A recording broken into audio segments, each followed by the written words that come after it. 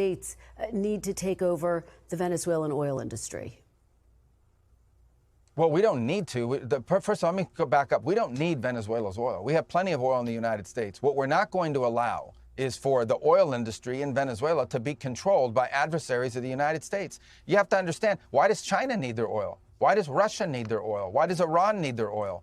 They're not even in this continent. This is the Western Hemisphere. This is where we live. And we're not going to allow the Western Hemisphere to be a base of operation for adversaries, competitors, and rivals of the United States. Have specific oil companies? We also want to see that oil and the proceeds from it. Hold on. We want to see the oil proceeds of that country benefit the people of Venezuela. Why have 8 million people left Venezuela? 8 million, the single largest mass migration probably in modern history, left Venezuela in 2014 because all the wealth of that country was stolen to the benefit of Maduro and his cronies in the regime, but not to the benefit of people of Venezuela. You know how destabilizing 8 million migrants is? The number one fear that Brazil has, that Colombia has, that all these countries in the region have about what's happening in Venezuela and our involvement is they're afraid of another mass migration event.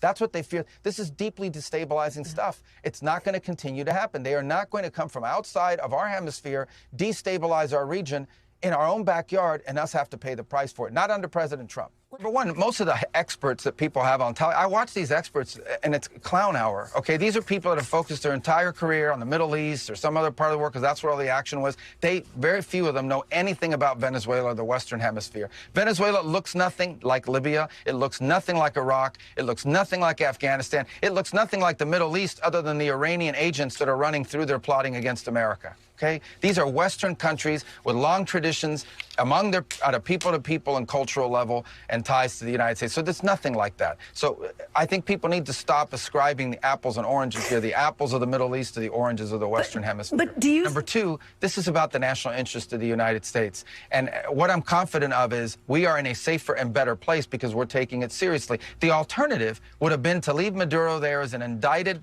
drug trafficker, illegitimate president, running the country, open invitation for all of our adversaries to do whatever they want against the United States from Venezuela. That was not going to continue. The alternative would have been to allow a drug trafficker to continue to use national territory and elements of nation-state power to further drug trafficking organizations.